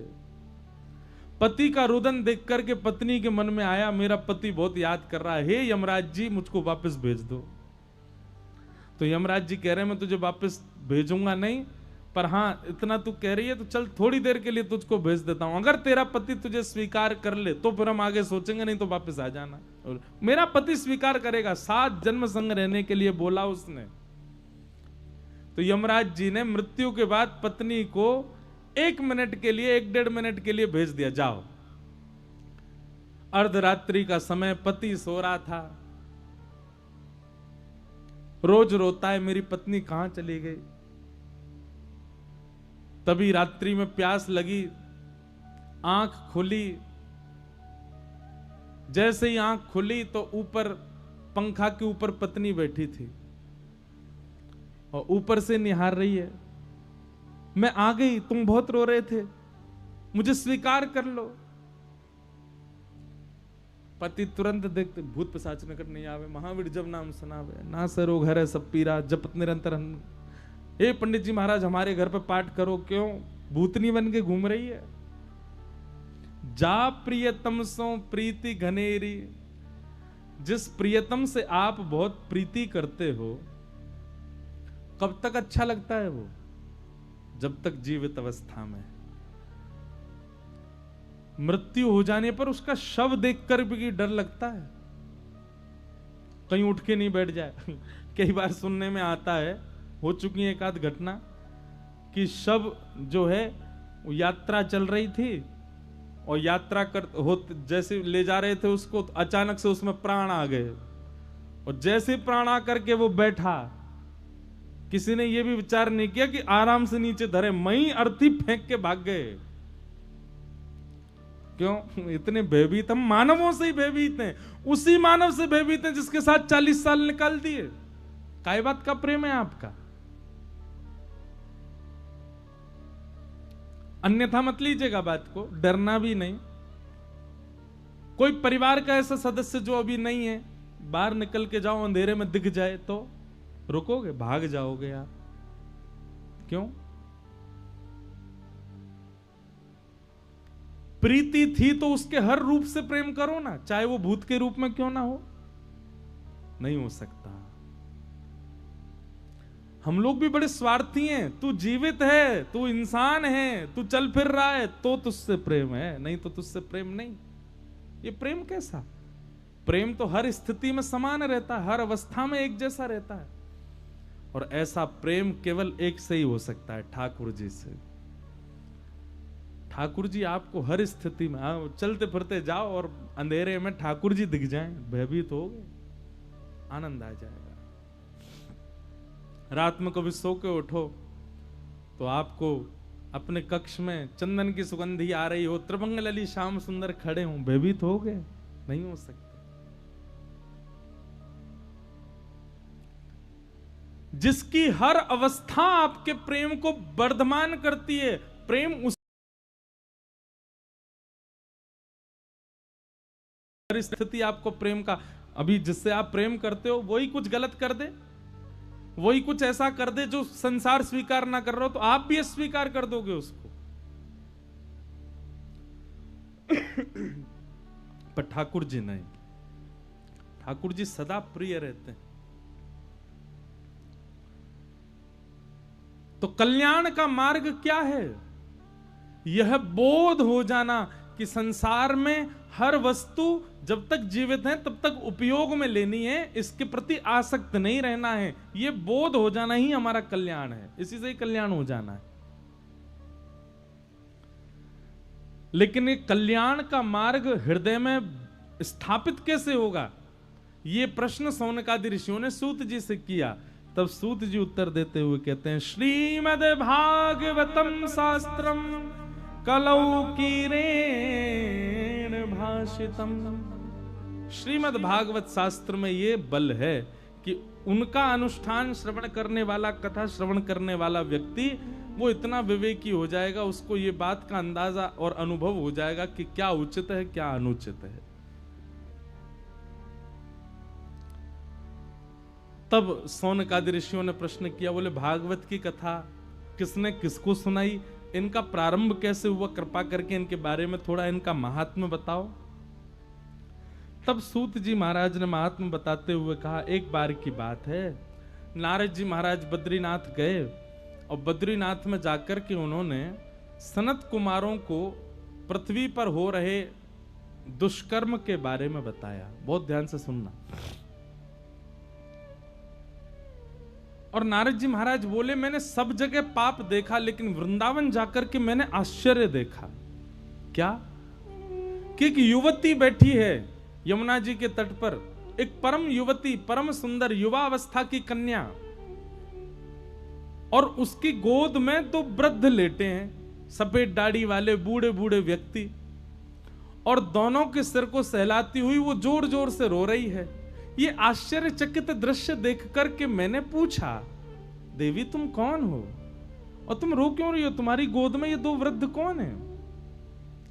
तब उसने मुझे बताया, अहम भक्ति ऋतिख्याता इमो में तनयो मतौ ज्ञान वैराग्य नामानो काल योगेन जर्जरो। मैं भक्ति हूं और ये दोनों मेरे पुत्र हैं, ज्ञान और वैराग्य। मुझे सब चाहते हैं इसलिए मैं युवा हूं, पर मेरे पुत्रों को कोई नहीं चाहता, इसलिए दोनों वृद्ध हैं। नारद जी महाराज ने प्रणाम किया, भक्ति महारानी को देखा, बोले कि देवी तुम चिंतित मत हो, मैं कोई उपचार, बोले उपचार कीजिए नहीं तो मैं विदेशम गम्यते मया। भक्ति ने कह दिया मैं विदेश चली जाऊंगी, मेरे पुत्र प्रसन्न नहीं है, मैं प्रसन्न कैसे रह सकती हूं? बंधु एक बात ध्यान से सुनना, भक्ति सबके चित्त में होती है, पर हम उस भक्ति से प्रसन्न क्यों नहीं रहते? भक्ति से हमको प्रसन्नता क्यों नहीं रहती? क्योंकि हमारी भक्ति के दो पुत्र ज्ञान और वैराग्य हमारे चित्त में नहीं है, इसलिए। और जहां पुत्र प्रसन्न नहीं, वहां मां कैसे प्रसन्न रहे? भक्ति के दो पुत्र हैं, ज्ञान और वैराग्य। ज्ञान और वैराग्य की परिभाषा क्या है, मैं हर कथा में बताता हूं। ज्ञान का मतलब बहुत पता होना, बहुत जानकारी होना मतलब ज्ञान नहीं होता। ज्ञान का मतलब विवेकी होना, सही और गलत की पहचान होना, उसको ज्ञान कहते हैं। और वैराग्य किसको कहते हैं? वैराग्य मतलब सब छोड़ देना वैराग्य नहीं होता, सबके बीच रहते हुए भी सब में आसक्ति ना होना, इसको वैराग्य कहते हैं। ये दोनों ही हमारे चित्त में नहीं है, ज्ञान भी नहीं है वैराग्य भी नहीं है, इसलिए भक्ति तो है पर प्रसन्न नहीं है। आप साधुओं को देखो, संतों देखो, महात्माओं को देखो, और या फिर कई गृहस्थियों को भी देखो, वो भक्ति उनके अंदर होती है पर उसके बाद भी वो प्रसन्न रहते हैं। क्यों? क्योंकि उनके भीतर विवेक भी है, ज्ञान है और वैराग्य भी है। इसलिए याद रहे, भक्ति नहीं कमानी है, भक्ति तो हमारे चित्त में आ ही जाती है। कमाना क्या है? ज्ञान और वैराग्य। और ज्ञान का मतलब बहुत पोथियां पढ़ना नहीं होता, ज्ञान का मतलब विवेकी होना। ज्ञानी व्यक्ति की एक विवेक बुद्धि प्रकट हो जाती है, कहां जाना उचित, कहां जाना अनुचित, क्या खाना उचित, क्या खाना अनुचित। अब पढ़ा लिखा तो बहुत है, जानकारी तो बहुत है, पर खा रहा है क्या? मुर्गा किनार मरोड़ के खा रहा है। क्या बात का ज्ञानी? एक जीव हिंसा कर रहा है, एक जीव को खा गया।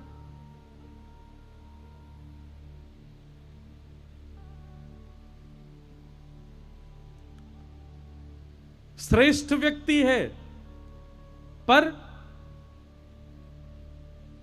एक छोटी सी वस्तु ना मिलने पर रो रहा है। आजकल के बच्चे ऐसे ही हो गए, आजकल के युवा ऐसे ही हो गए। उनके मन को जो चाहिए वैसी स्थिति ना मिले, उसी बात से सुसाइड तक कर लेते हैं। डिप्रेशन में चले जाते हैं, एंजाइटी हो जाती है। क्यों? क्योंकि वैराग्य नहीं है चित्त में।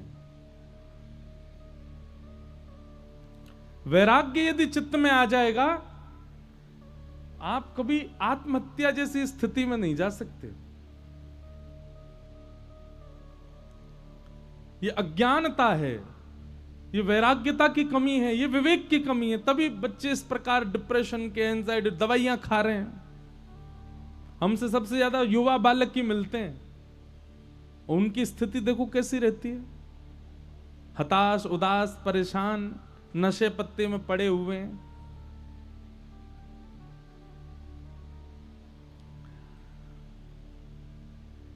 तो ज्ञान और वैराग्य, इन दोनों को व्यवस्थित कीजिए चित्त में, तब आपकी भक्ति आपको प्रसन्न कर सकती है। भक्ति रावण के अंदर भी है, भक्ति कुंभकर्ण के अंदर भी है। वे भी महादेव के आगे सर झुकाते थे, पर प्रसन्न नहीं है। क्यों? ज्ञान और वैराग्य नहीं है। भक्ति तो है। देखो, भक्ति को चित्त में प्रसन्न रखने के दो ही उपाय हैं, बहुत ध्यान से सुनिएगा। या तो ज्ञान वैराग्य को प्रसन्न रखो, ज्ञान और वैराग्य को स्थान दो चित्त में, या फिर हमारी वृंदावन की रीति है, प्रेम को स्थान दे दो। प्रेम को स्थान दे दोगे तो भक्ति प्रसन्न। प्रेम कौन है? प्रेम श्री कृष्ण। और श्री कृष्ण कौन है? भक्ति के पति।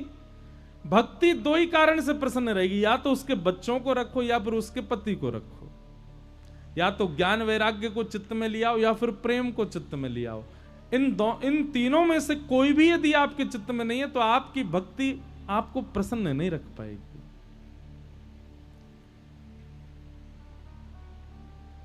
भक्ति महारानी नारद जी से कहती है कि मेरे बालकों को आप प्रसन्न करने का प्रयास करो, इनको युवा बनाओ। तब नारद जी महाराज बड़े बड़े विद्वानों के पास जाके पूछते हैं कि भक्ति के पुत्र ज्ञान और वैराग्य युवा कैसे होंगे? कोई भी उत्तर नहीं बता पाया। तब नारद जी सनत कुमारों से पूछते हैं कि भक्ति के पुत्र ज्ञान और वैराग्य युवा कैसे होंगे? तब सनत कुमारों ने 5 प्रकार के यज्ञ बताए कि द्रव्य यज्ञास्तपो यज्ञ, योग यज्ञस्तथा परे, स्वाध्याय ज्ञान यज्ञश्च ते तु कर्म विसूचका। सबसे पहला यज्ञ क्या है? बोले तप यज्ञ। सबसे पहला यज्ञ क्या है? द्रव्य यज्ञ। आप कहीं भी जाते हैं, दान पुण्य करते हैं, वो सबसे पहला यज्ञ माना जाता है, वो साधारण यज्ञ माना जाता है। उससे श्रेष्ठ यज्ञ क्या है? तप यज्ञ। तप यज्ञ मतलब थोड़ा अपने शरीर को श्रम देकर के जब आप कोई यज्ञ अनुष्ठान करते हैं तो वो तप यज्ञ। योग यज्ञ, योग यज्ञ का मतलब संत जनों से मिलना, अपनी जिज्ञासाएं पूछना, उनके चरणों में वंदन करना, ये योग यज्ञ। उससे श्रेष्ठ बोले स्वाध्याय यज्ञ, कथा सुनना और कथा सुनकर के उसका स्वाध्याय करना, निरुध्यासन करना। और सबसे श्रेष्ठ यज्ञ क्या है? बोले ज्ञान यज्ञ, भागवत की कथा सुनना और भागवत की कथा कराना, ये सबसे श्रेष्ठ यज्ञ है। नारद जी महाराज कहते हैं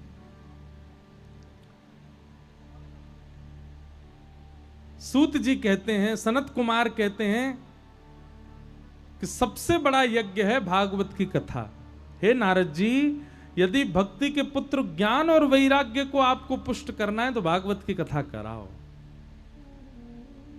भागवत की कथा से ही चित्त में वृद्ध हो गए ज्ञान और वैराग्य युवा होते हैं। भागवत की कथा श्रवण करने से ही ज्ञान और वैराग्य इन दोनों में युवावस्था प्रकट होती है। नारद जी महाराज जोर से हंसने लगे, बोले महाराज आप तो भागवत जी की इतनी महिमा बता रहे हो, मैंने तो वेद सुना दिए, मैंने गीता जी का पाठ सुना दिया, उससे कोई फर्क नहीं पड़ा, भागवत जी से कैसे हो जाएगा? सूत जी महाराज कहने लगे, बोले भैया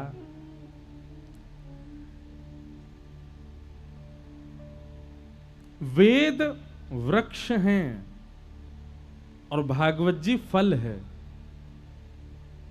वृक्ष से कभी पेट नहीं भरता, वृक्ष से कभी क्षुधा निवृत्ति नहीं होती। क्षुधा निवृत्ति तो फल से ही होती है, रस का संचार तो फल से ही होता है।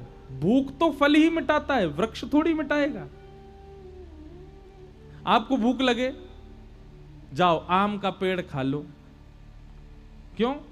आम में रस कहां से आता है? पेड़ से ही तो आता है। आम का जन्म कहां से होता है? पेड़ से ही तो होता है।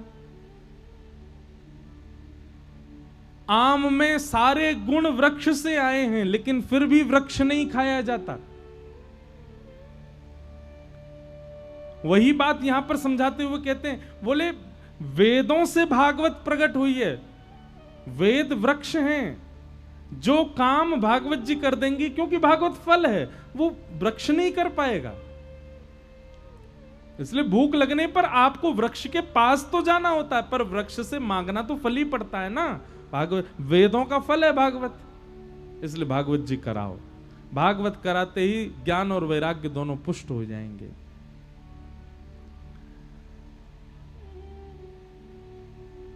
नारद जी महाराज पूछने लगे कैसे संभव होगा। तब सनत कुमारों ने आज्ञा दी, बोले गंगा द्वार समीपे तु तटमानंद नामकम। एक गंगा के तट पर। अच्छा एक बात कहें, भागवत जी के लिए वैसे तो पूरा विश्व में कहीं भी सुनो अच्छी बात है, पर गंगा के तट पर बहुत विशेष महत्व बताया। भागवत जी में आज्ञा ही गंगा तट की दी गई है। सनत कुमारों ने आज्ञा की, बोले हरिद्वार के पास में एक आनंद नाम का वन है, जिसको ऋषिकेश कहते हैं, वहां भागवत की कथा कराओ। श्रोताओं की बैठने की उत्तम व्यवस्था करो, सबकी प्रसाद की उत्तम व्यवस्था करो और बढ़िया प्रेम से कथा कराओ।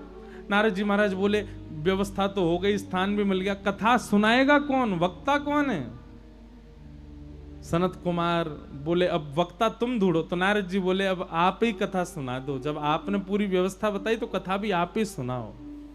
और भागवत के प्रथम वक्ता के रूप में भगवान के प्रथम अवतार सनक सनंदन सनातन सनत कुमार व्यास मंच पर विराजमान हुए।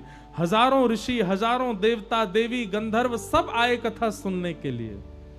और यहां सनत कुमारों ने कथा सुनाना प्रारंभ किया। उसी कथा में फिर भक्ति महारानी अपने पुत्र ज्ञान और वैराग्य के साथ आई। जैसे ही कथा में प्रवेश किया, प्रवेश करते भक्ति सुतौ तौ तरणौ गृहीत्वा प्रेमैक रूपा सहसा विरासीत। श्री कृष्ण गोविंद हरे मुरारे नाथेति नामानि मुहुर्वदन्ति। भक्ति सुतौ तौ तरणौ गृहीत्वा प्रेमई। भक्ति अपने ज्ञान और वैराग्य पुत्र के साथ युवा हो गई। बंधुओं, आज प्रथम दिन है कथा का। जैसे जैसे कथा आगे बढ़ेगी, निश्चित है आपके चित्त का ज्ञान, आपके चित्त का वैराग्य वो प्रगाढ़ हो जाएगा, वो श्रेष्ठ होता चला जाएगा। पर करना क्या है? 7वें दिन कथा जब विश्राम होगी, उसके बाद ये दोनों वृद्ध ना हो। 7 दिन में कथा इनको युवा तो कर जाएगी आपके चित्त में, ज्ञान और वैराग्य आपके चित्त में युवा हो जाएंगे 7 दिन में, ये हमारी गारंटी है। पर 7 दिन के बाद जब आप 8वें दिन से फिर से संसार में लगोगे, फिर ये दोनों वृद्ध नहीं होने चाहिए। इसकी जिम्मेवारी आपकी है। तो उसके लिए क्या करें? बोले अपना नियम बना लीजिए, नित्य कथा का श्रवण करो, नित्य कथा की कोई ना कोई बात का पालन करो। कल से कुछ लिखने के लिए बैठिए, हर दिन की कथा में से कोई एक अच्छी बात, 1 2 4 जो बातें अच्छी लगती हैं लिखो और उन बातों को जीवन भर पालन करो। हर दिन आज इस बात का पालन करेंगे, आज इस बात का, इस प्रकार जीवन जीना प्रारंभ कर दो। आपके चित्त के ज्ञान वैराग्य कभी वृद्ध नहीं हो सकते, सदा युवा बने रहेंगे। और ज्ञान वैराग्य यदि युवा बने रहे तो भक्ति प्रसन्न रहेगी, और भक्ति प्रसन्न रही तो भक्ति की प्रसन्नता से ठाकुर जी प्रसन्न रहेंगे, और ठाकुर जी प्रसन्न हो गए तो जीवन का कल्याण निश्चित है, उद्धार हो जाएगा। सुनने तक सीमित मत रखना कथा को, केवल सुनकर के चले गए और अपना काम तमाम, बस नहीं। कथा करानी है बस हमको, चाहे कैसे करा ले, ऐसे काम नहीं चलता। ऐसे कथा तो कोई भी करा लेगा। कथा कराने से ही आपका काम नहीं बनेगा, कथा जीवन में कुछ परिवर्तन करके जाए। 7 दिन बाद आप पहले से अलग दिखने चाहिए हो तो समझो आपने कथा सुनी। नहीं इतना धन लगा दिया, इसका क्या फायदा होगा फिर? इतने लोग वृंदावन से बुला लिए आपने, इतना धन लगा लिया, इतने वैष्णवों को कथा सुनो, फिर भी वैसे ही रहे जैसे पहले थे। क्या फायदा कथा का? कथा परिवर्तन करती है जीवन में, और ये परिवर्तन होना ना होना ये मेरे हाथ में नहीं है, ये आपके हाथ में। इसलिए हर दिन कथा में से एक सूत्र लेकर के जाइए और उन सूत्रों को जीवन भर पालन करने का संकल्प धारण कीजिए, आपका जीवन परिवर्तित हो जाएगा। भक्ति ज्ञान वैराग्य तीनों युवा हो गए, और युवा होते ही नारद जी महाराज ने व्यास जी को प्रणाम किया और भक्ति को सबके चित्त में निवास करने की आज्ञा दी। इस प्रकार भक्ति महारानी के ऊपर कृपा हुई। आगे फिर प्रश्न किया गया, कथा सुनने से कौन कौन से पाप नष्ट होते हैं? ध्यानपूर्वक सुनिएगा। ये मानवा पाप कृतस्तु सर्वदा सदा दुराचार रता विमार्गगा क्रोधाग्निदग्धा कुटिलश्च कामिनः सप्ताह यज्ञेन कलौ पुनन्तिते। जीवन में जितने भी पाप हैं सब पाप कथा सुनने से नष्ट हो जाते हैं, पर कब? जब आप संकल्पित होकर के बैठते हो। श्रीमद् भागवत जी की जब आरती होती है उसी समय अपने सारे पापों का स्मरण कर लो। मैंने ये भी किया है, मैंने ये भी किया है, मैंने ऐसा भी किया, मैंने वैसा भी किया है, मैं ये भी करता हूं, मेरे अंदर ये दुर्गुण भी है। उस समय सारे चिंतन करके सबको भागवत जी पर अर्पित कर दो। हे भागवत जी, आप कृपा करके मुझे शुद्ध कर दीजिए, मेरे पापों को नष्ट कर दीजिए। मैं वचन देता हूं, आप मुझे पवित्र कर दो, मैं जीवन में कभी दोबारा भूल करके भी ये पाप नहीं करूंगा। ये संकल्प, ये वचन आप भागवत जी को दो, तब भागवत जी आपको पवित्र करेंगे। यही गंगा जी का भी नियम है। गंगा जी में जब तक आप गंगा जी को वचन देकर के स्नान नहीं करोगे कि हे गंगा मैया, मैंने उसका हृदय दुखाया, आज के बाद मैं किसी का हृदय नहीं दुखाऊंगा, आप मेरे पाप को निवृत्त कर दो, मुझे दंड दे दीजिए। उसके हृदय को दुखाने का जो दंड मुझे मिलना चाहिए वो दंड मुझे दीजिएगा, पर ये दंड पाप बन करके मेरे जीवन में ना रहे, उसको आप निवृत्त कर दो। मैं वचन देता हूं आज के बाद कभी नहीं करूंगा ऐसा। तब गंगा जी पवित्र करती हैं, नहीं तो लगाए रहो 1000 डुबकी। मछली का तो जन्म ही गंगा जी में होता है। मछली को तो मृत्यु होते ही वैकुंठ ही मिलना चाहिए, नहीं होता। वचनबद्ध जब तक नहीं होंगे तब तक कथा और गंगा आप पर कृपा नहीं कर सकती। इसलिए पहले संकल्पित होइए, वचनबद्ध होइए, तब ही आप पर अनुग्रह हो सकता है। तो इस प्रकार कथा सुनिए सब लोग। आगे फिर यहां धुंधुकारी का प्रसंग सुनाया गया, जिस धुंधुकारी ने अपने माता पिता से द्रोह करने के बाद भी, प्रेत बनने के बाद भी भागवत जी से उसका कल्याण हो गया। अत्यंत कठिन प्रेत योनि में जाने के बाद भी धुंधुकारी भागवत जी से मुक्त होकर के भगवत धाम को प्रस्थान कर गया। इस प्रकार भागवत जी का महात्म्य सुनाया गया। और सकल भुवन मध्य निर्धनास्ते पिधन्या असारे संसारे विषय विषसंगा कुलधिया क्षणार्धम क्षेमार्थम पिबत सुख गाथा तुलसुधाम किमर्थम व्यर्थम वो व्रजत कुपथे कुत्सित कथे परीक्षित साक्षी यत् श्रवण मुक्त्युक्ति कथने। यह सार संसार में केवल भगवान नाम, भगवान कथा ही हमारे जीवन का सार है। उसका आश्रय लीजिए, जीवन को पवित्र करिए। आज प्रथम दिवस की महात्म्य की चर्चा को हम यहाँ विराम देते हैं। बंधुओं, कथा का समय 4 बजे से है। लाल जी के दर्शन का समय 3 बजे से रहेगा।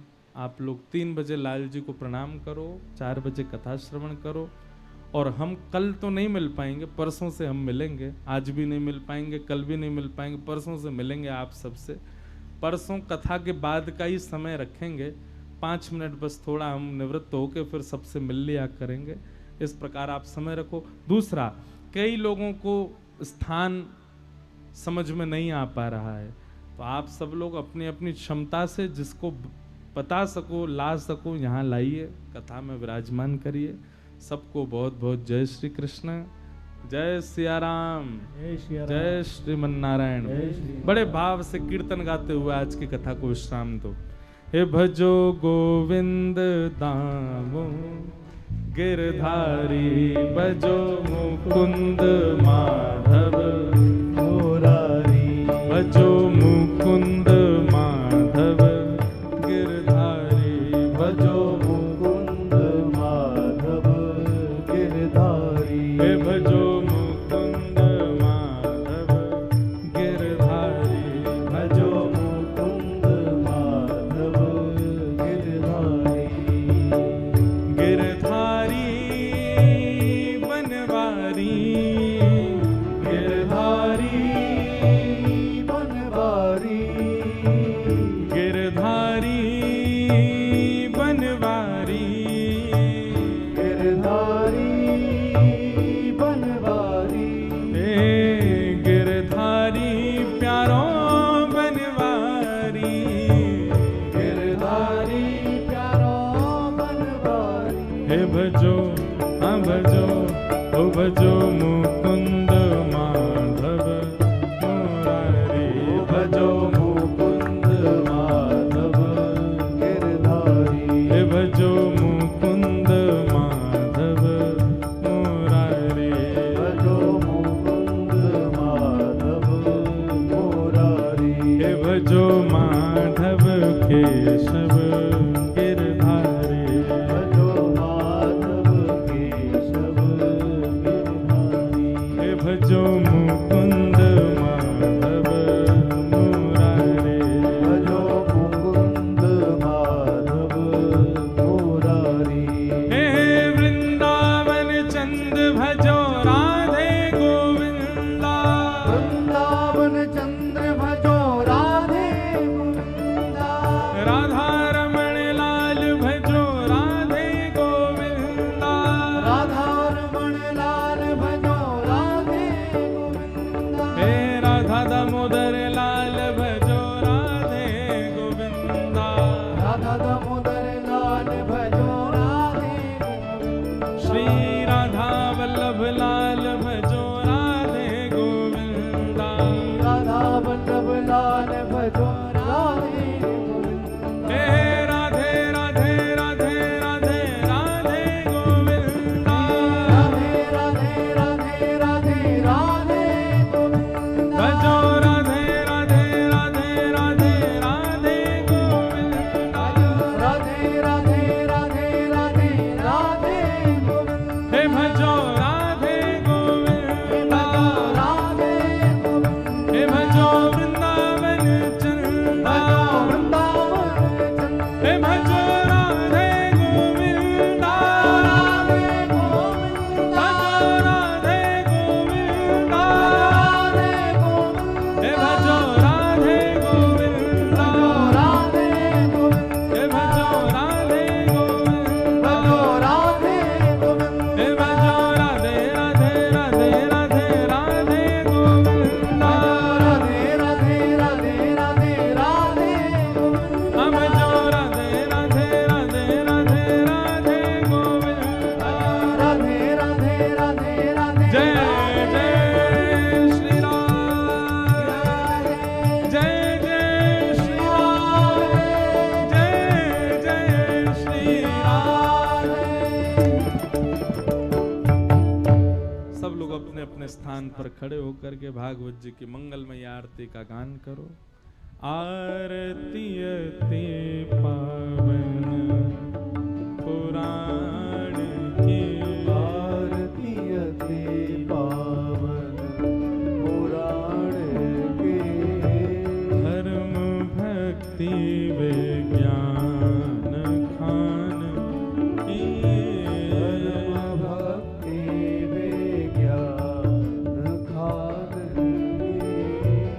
महापुराण भागवत निर्मल, महापुराण भागवत निर्मल।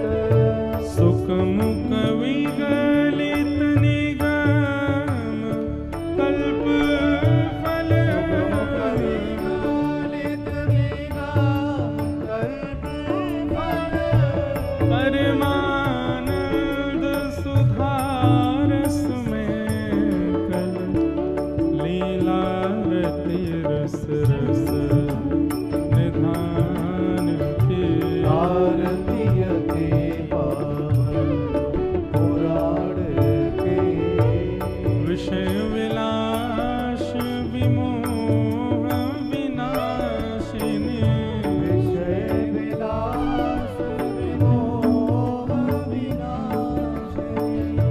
विमल विराग विवेक विकासिनी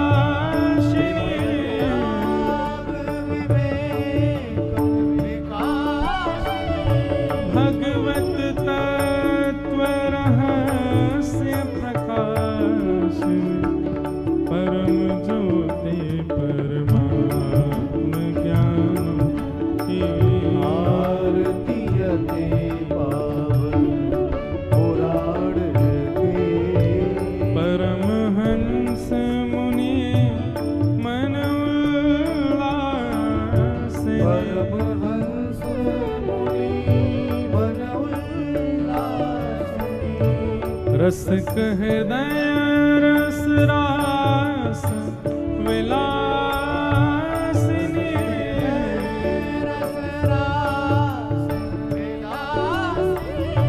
भुक्ति मुक्ति रति प्रेम सुदास कथा किंचन प्रिय सुजान के आरती अति पावन पुराण के धर्म भक्ति विज्ञान खान के आरती अति आरती अति आरती